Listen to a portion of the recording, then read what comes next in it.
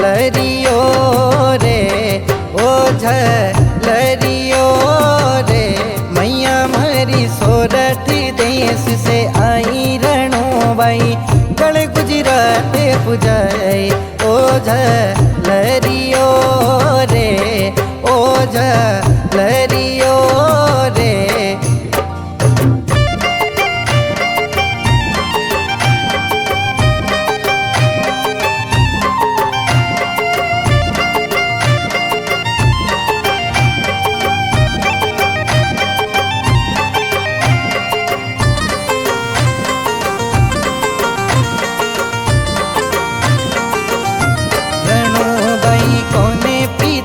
है कौन महतारी, कौन राजा की पटरानी।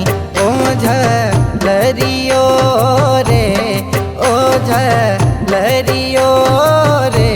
रणुबाई कौन पिता है, कौन महतारी, कौन राजा की पटरानी। लरियो रे, लरियो रे।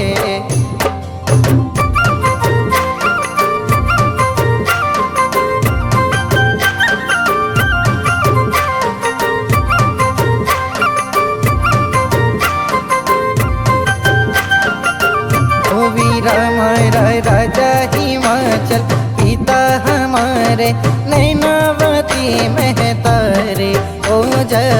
लरियो रे,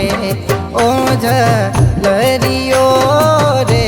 वीर हमारा राजा हिमाचल, पिता हमारे नैनावती महतारे।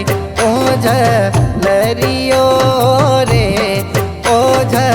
लरियो रे।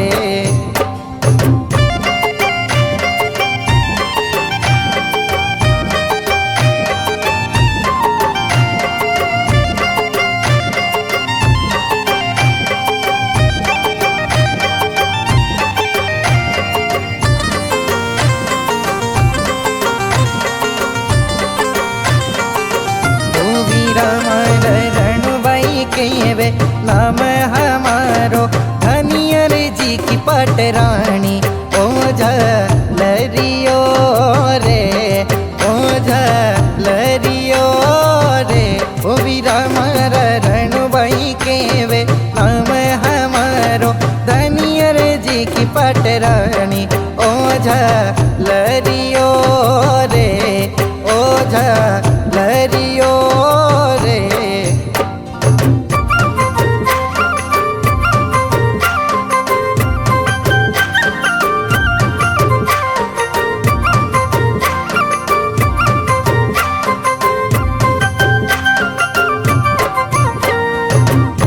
वीरा मारा वैसाखी महीनो, दिन सुहानो, नव दिन झालर देवा।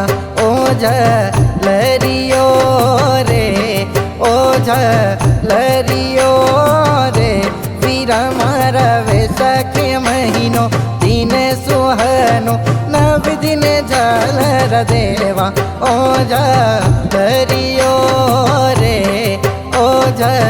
लरियो रे। मैया मारी सोरठ देश से आई रणुबाई, गण गुजरात पुजावे। लरियो रे, लरियो रे। मैया मारी सोरठ देश से आई रणुबाई, गण गुजरात पुजावे। लरियो रे, लरियो।